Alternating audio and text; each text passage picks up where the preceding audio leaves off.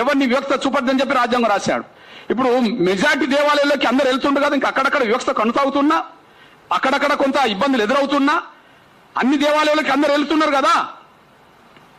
అంటే సమానత్వం వైపు అడుగులు వేయడానికి అంబేద్కర్ ముందుకు తీసుకొచ్చాడు కదా. ఇప్పుడు మేమంటున్నామంటే ఆ గర్భగుడిలోనే మా పూజారులు ఉండాలంటున్నాం. ఒకనాడు మంత్రాలు అందరికి చేరాలని ఆయన అన్నాడు. గుడిలోకి అందరికి ప్రవేశించక ఉండాలని చెప్పి అంబేద్కర్ అన్నాడు.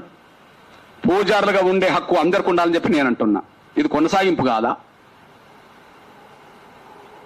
ఇది రామానుజాచార్యులు అంబేద్కర్ స్పిరిట్ ను ముందుకు తీసుకెళ్లడం కాదా? దీనివల్ల మనం బలపడతామా బలహీనపడతామా? దీనివల్ల మనం బలపడతామా బలహీనపడతామా? అసలు ఎందుకు కలవరపడుతున్నారు? ఎందుకు కలవరపడుతున్నారు? అందులో ఒక వర్గమే ఎందుకు కలవరపడుతున్నది? కానీ ఒకటి మాత్రం స్పష్టం, రామానుజాచార్యుల కాలంలో రామానుజాచార్య స్పిరిట్ ను అడ్డపడాలని ప్రయత్నం చేసింది బ్రాహ్మణ వర్గమే. అంబేద్కర్ కాలంలో దేవాలయ ప్రవేశం దళితులకు వద్దని చెప్పి రోడ్డు మీదకి వచ్చింది కూడా బ్రాహ్మణ వర్గమే. ఇప్పుడు దీని మీద మాట్లాడండి. ఎందుకంటే అయోధ్యతో పాటు, మళ్ళీ చెప్తున్నా, అయోధ్యతో పాటు ఈ దేశంలో ఉండబడే హిందూ దేవాలయాలన్నిట్లో, అయోధ్యతో పాటు ఈ దేశంలో ఉండబడే అన్ని దేవాలయాల అన్నిట్లో ఖచ్చితంగా పూజారులుగా, ప్రధాన పూజారులుగా ఎస్సీ, ఎస్టీ, బీసీ వర్గాలు ఉండాల్సిందే. బ్రాహ్మణేతర వర్గాలందరూ ఉండాల్సిందే. కేంద్ర ప్రభుత్వాన్ని నిర్వహించే కాడ అన్ని శాఖల్లో అన్ని వర్గాల ఆఫీసర్లు ఉన్నారు కదా. వైద్యం వృత్తి చేసే కాడ అన్ని శాఖల్లో అందరు ఉన్నారు కదా, అన్ని వర్గాలు ఉన్నారు కదా. మన సెక్రటరీకి వెళితే అన్ని వర్గాల వాళ్ళు సెక్రటరీలు ఉన్నారు కదా. మన దేవాలయానికి వెళితే అన్ని వర్గాల వాళ్ళు పూజారులు ఎందుకు ఉండద్దు? ఓకే, యేసుక్రీస్తుని నమ్ముకున్న కాడ వాళ్ళు ఎస్సీలు నమ్ముకుంటే ఎస్సీలు పాస్టర్లు అవుతాండ్రు, ఎస్సీలు నమ్ముకుంటే ఎస్సీలు పాస్టర్లు అవుతాండ్రు, బీసీలు నమ్ముకుంటే బీసీలు పాస్టర్లు అవుతాండ్రు, ఓసీలు నమ్ముకుంటే వాళ్ళే ఎక్కువ మంది పాస్టర్లు అయి కూర్చున్నారు. ఓకే, చర్చికి వెళ్ళిన కాడ, క్రీస్తు కాడ ఏ వర్గాల వాళ్ళు వెళ్ళినా ఆ వర్గాలకు సంబంధించిన వాళ్ళు పాస్టర్లు అవుతుండ్రు కదా. ఇస్లాం మతం తీసుకుంటే ఎవరైనా సరే ముల్లాలు అక్కడ అవుతుండ్రు కదా. మరి అయోధ్య గుడిలో బ్రాహ్మణేతర వర్గాలకు సంబంధించిన వాళ్ళు పూజారులు ఎందుకు అవ్వద్దు? నేను అయోధ్య గుడికే సెంటర్. ఈ దేశంలో చర్చ జరుగుతున్నది ఏ గుడి మీద? జరిగింది ఏ గుడి మీద? పోరాటం జరిగింది ఏ గుడి మీద? అయోధ్య కదా. నేను అయోధ్య గురించే మాట్లాడుతున్నా. అయోధ్య గురించి మాట్లాడితే అది అన్నిటికి వర్తిస్తుంది అని అర్థం. ఇంకా నేను దేని గురించి మాట్లాడినా అన్నిటికి వర్తిస్తుందని అనుకోరు, కానీ అయోధ్య గురించి మాట్లాడితే అందరికి అన్ని దేవాలకు వర్తిస్తుందని అర్థం. నేను అంటున్నా, మళ్ళీ చెప్తున్నా, అయోధ్యలో వెలిసిన, అయోధ్యలోనే పుట్టిన రాముడు క్షత్రియుడే కదా. రాముడు క్షత్రియుడే కదా. దశరథ మహారాజు కొడుకే కదా. నేనంటున్నా, రాముడు క్షత్రియుడవుతే ఆ క్షత్రియుడికి శూద్రులు అనబడుతున్న వాళ్ళు, దళితులు అనబడుతున్న వాళ్ళు, గిరిజనులు అనబడుతున్న వాళ్ళు అన్ని స్థాయిలో అండగానే నిలబడ్డారు. అన్ని స్థాయిలో అండగా నిలబడ్డారు. ఎక్కడి నుంచి ఎక్కడికి? శత్రుడైన రాముడు రావణాసురుడితో యుద్ధం చేసే సమయానికి అయోధ్య నుంచి రాముడు, లక్ష్మణుడు, సీత మాత్రం వెళ్ళారు. ఆయుధాలతో కాకుండా వెళ్ళారు, నార బట్టలు కట్టుకొని వెళ్ళారు. కానీ రావణుడి మీద యుద్ధం చేసే సమయానికి అక్కడ సైన్యంగా రాముడికి అండగున్నది మా వానర సైన్యం అనబడుతున్న ఆంజనేయుడి, సుగ్రీవుడి నాయకత్వంలో మా వానర సైన్యం అనబడుతున్న సైన్యమే కదా. ఇప్పుడు అయోధ్య నుంచి ఆయుధాలు తీసుకెళ్లలేదు కదా, అయోధ్య నుంచి సైన్యం వెళ్ళలేదు కదా. అక్కడ రాముడు యుద్ధంలో ఆ యుద్ధాన్ని గొలిపించడం కోసం సైన్యంగా మారింది, ఆయుధాలతో యుద్ధం చేసినది ఎవరు? వానర సైన్యం. దానికి నేతృత్వం వహించింది ఎవరు? ఆంజనేయుడు, సుగ్రీవుడు. వాళ్ళను గైడ్ చేసి యుద్ధంలో విజయం వైపు నడిపింది ఎవరు? జాంబవంతుడు. వాళ్ళని గైడ్ చేసి యుద్ధంలో నడిపింది ఎవరు? జాంబవంతుడు. జాంబవంతుడు అని ఎవరు చరిత్రపరంగా దళితుడు మాది కానీ మీరే చాలా మంది అంటుండ్రు. రెండు ఓకే, సీత అడవిలో ఒంటరిగా ఉన్న సమయంలో ఆమెను దగ్గర చేర్చింది ఎవరు? దగ్గర తీసుకున్నది ఎవరు? కాపాడుకున్నది ఎవరు? వాల్మీకి. ఆశ్రమంలోకి తీసుకున్నది ఎవరు? వాల్మీకి. లవకుశుల్ని పెద్దది పెంచదేసి విద్యాబుద్ధులు నేర్పింది ఎవరు? వాల్మీకి. రాముడు పట్టాభిషేకంలో రామాయణం వినిపించింది ఎవరితోటి? లవకుశులతోటి. ఓకే, రాముడి చరిత్ర ప్రపంచానికి గొప్పగా అందించింది ఎవరు? వాల్మీకి. అంటే సీతకు రక్షణ కల్పించే కాడ, సీత గారికి షెల్టర్ ఇచ్చే కాడ, కొడుకులను ప్రయోజకులు చేసే కాడ, ఆయన చరిత్రను రాసే కాడ మా బీసీ ఉన్నాడు కదా వాల్మీకి. అదే సమయంలో మీ సోదరుడిగా ఇంకొక విషయం గుర్తు చేస్తున్నా. ఇప్పుడు బాబ్రీ మసీదు కూలాలి, రామ మందిరం కట్టాలని చెప్పి యుద్ధం అయితే నడిచింది కదా. బాబ్రీ మసీదు కూల్చాలి, రామ మందిరం నిర్మించాలి యుద్ధం నడిపింది కదా. నేను అంటున్నా అది 2002 కదా. అంతకు ముందు 92 కదా. అంతకు ముందు ఒక విషయం గుర్తు చేస్తున్నా. 1989లో నవంబర్ 9న అయోధ్యలోని రామ మందిరానికి మొట్టమొదటి శంకుస్థాపన చేసింది ఎవరు? బీహార్కు చెందిన దళిత నాయకుడు కామేశ్వర్ చౌపాల్. శంకుస్థాపన జరిగింది. శంకుస్థాపన చేసింది ఎవరు అంటే కామేశ్వర్ చౌపాల్, బీహార్కు సంబంధించిన దళితుడు. ఇది మీ చరిత్ర ఉన్నది కదా, ఓకే. ఇప్పుడు అయోధ్య మందిరం చాలా గొప్పగా తీర్చిదిద్దారు.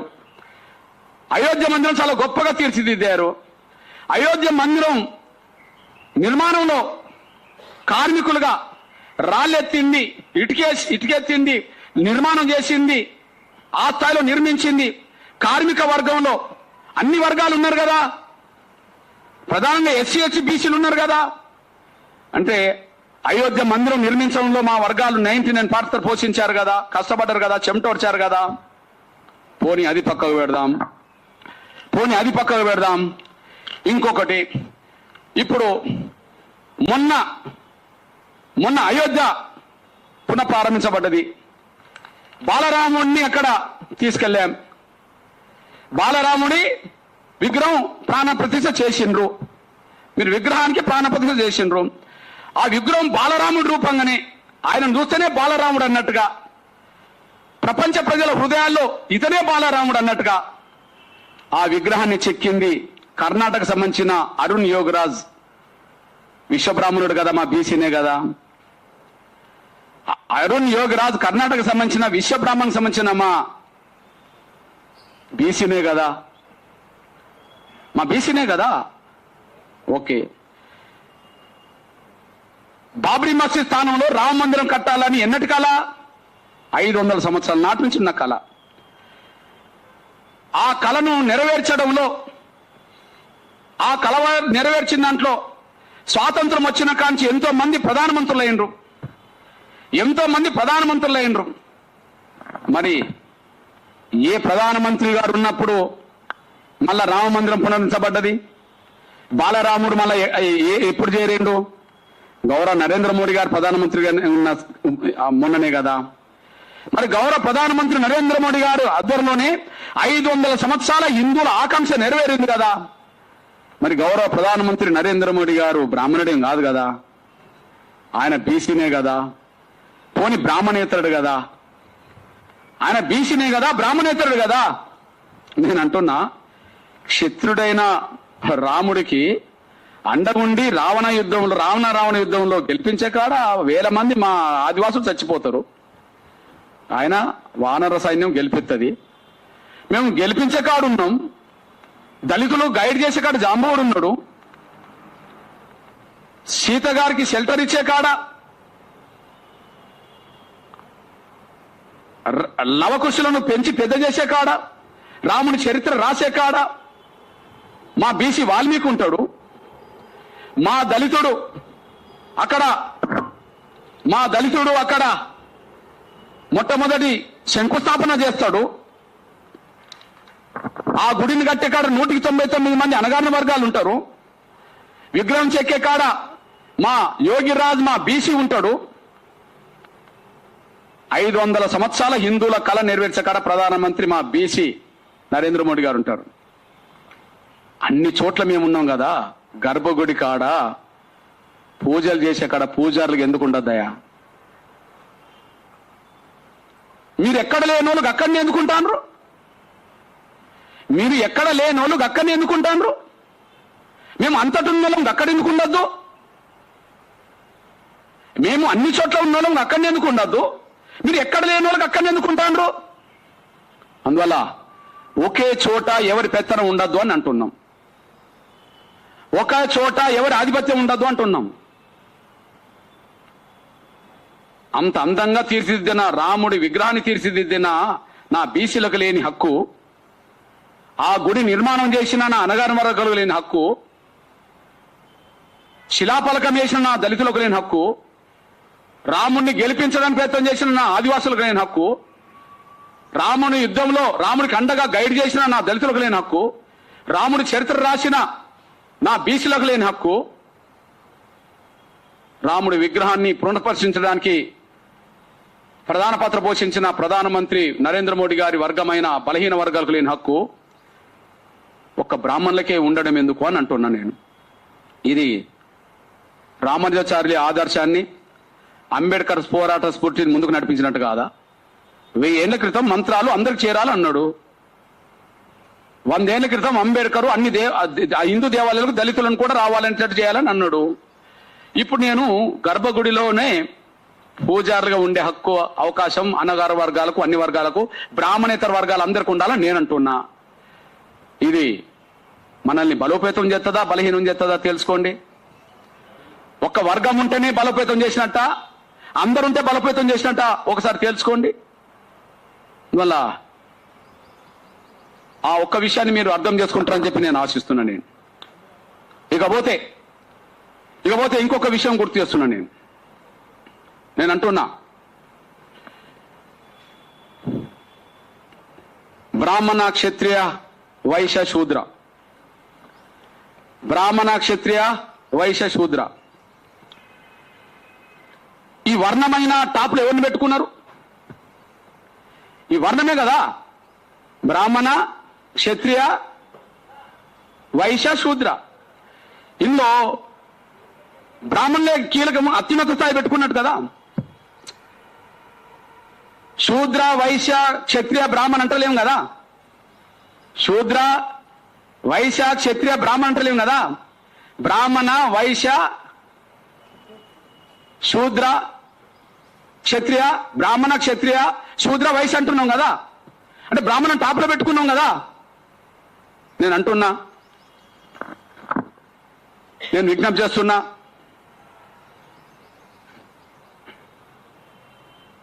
ఈ వ్యవస్థలో టాప్లో, వర్ణంలో టాప్లోనే ఉన్నారు, కుల వ్యవస్థలో టాప్లోనే ఉన్నారు. కుల వ్యవస్థ వచ్చేటప్పటికి మన దళితుల్ని అస్పృశ్యులుగా చేసేశారు. ఇప్పుడు 5వ వర్గం అయిపోయింది అంటరాని వాళ్ళుగా, 5వ వర్గం అయిపోయింది అంటరాని వాళ్ళుగా. ఈ నేపథ్యంలో మీకు గుర్తు చేస్తున్నా. నేను అంటున్నా, బ్రాహ్మణ వర్గం చేత బ్రాహ్మణేతరులందరూ అవమానాలు పడ్డారు, అణచివేత గురైండ్రు. ఒక దళితులే కాదు, 2వ స్థానంలో ఉండబడే క్షత్రియులు, 3వ స్థానంలో ఉండబడే వైశ్యులు, 4వ స్థానంలో ఉండబడే శూద్రులు, అతి శూద్రులు అనబడుతున్న దళితులు. కుల వ్యవస్థలో బ్రాహ్మణులే టాప్, వర్ణ వ్యవస్థలో బ్రాహ్మణులే టాప్. ఓకే, కుల వ్యవస్థలో బ్రాహ్మణులే టాప్, వర్ణ వ్యవస్థలో బ్రాహ్మణులే టాప్. బ్రాహ్మణేతర వర్గాలు అవమానాలు పడ్డారు బ్రాహ్మణుల చేత, బ్రాహ్మణేతర వర్గాలు అణచివేతకు గురైండు. ఉదాహరణకు మీ దృష్టికి ఒక విషయం చేస్తున్నా. నేను మన హిందూ రాజుల్లో చాలా గొప్ప పేరు తెచ్చుకున్నది మనకు ఛత్రపతి శివాజీ గారు. చాలా గొప్ప వీరుడు. ఆయన సైన్యంలో కూడా ముస్లింలు ఉంటారు, ఆయన బాడీ గార్డులో కూడా ముస్లింలు ఉంటారు. ఆయన హిందూ రాజే, కానీ మత వ్యవస్థ ఎప్పుడు పాటించాలి, మత సామ్రాజ్యాన్ని పాటించండు. లేకపోతే ఆయన సైన్యంలో 3వ వంతు సైన్యం ముస్లిం ఉండేవాళ్ళు కాదు, ఆయన సైన్యాధిపతులు ఉండేవాళ్ళు కాదు, ఆయన అంగరక్షలు ఉండేవాళ్ళు కాదు. అదొక స్టోరీ. కానీ ఇక్కడ మీ దృష్టికి తీసుకొస్తున్నా, ఛత్రపతి శివాజీ పట్టాభిషేకం జరిగే సమయానికి అక్కడ బ్రాహ్మణులు మీరు క్షత్రియులు కారు కాబట్టి మీకు పట్టాభిషేకం చేయమని చెప్పి ఎదురు తిరుగుతారు. మీరు క్షత్రియులు కాదు, మీకు పట్టాభిషేకం చేయమని చెప్పి ఎదురు తిరుగుతారు. ఎందుకు ఎదురు తిరుగుతారు అంటే ఆనాటికి క్షత్రులు లేరు అని. ఆనాటికి పూలే బుక్కు, ఆనాటికి క్షత్రులు లేరని చెప్పి. మరి బ్రాహ్మణుల తర్వాత క్షత్రులు కదా పరిపాలన కరువులు, మరి క్షత్రులు ఎందుకు లేకుండా పోయిండు? ఇంకోటి, బ్రాహ్మణుల తర్వాత శివాజీ, బ్రాహ్మణుల తర్వాత క్షత్రులే కదా, మరి క్షత్రులు ఎందుకు లేకుండా పోయిండ్రు? ఎందుకు లేకుండా పోయిండ్రు అంటే శివాజీ గౌరవ పెద్దలు పట్టాభిషేకం జరిగే సమయానికి అంతకుముందు 100-200 ఏళ్ళ క్రితం ఒక బ్రాహ్మణైనా ఒకటి రాస్తాడు పుస్తకం, అని ఏం రాస్తాడో చూడండి. అక్బర్ కాలంలో కాశీలో ఉండిన కృష్ణ నరసింహ శేషుడు అనే బ్రాహ్మణ పండితుడు శూద్రాచార శిరోమణి అనే గ్రంథాన్ని వ్రాశాడు. కలియుగంలో క్షత్రులనే వారే లేరన్న సిద్ధాంతాన్ని అతడు అందులో లేవదీశాడు. ఆ గ్రంథం అప్పటికి సర్వత్రా పాటించబడుతూ ఉంది. దాన్ని ఆధారంగా తీసుకొని కొందరు బ్రాహ్మణులు శివాజీకి పట్టాభిషేకం చేయడానికి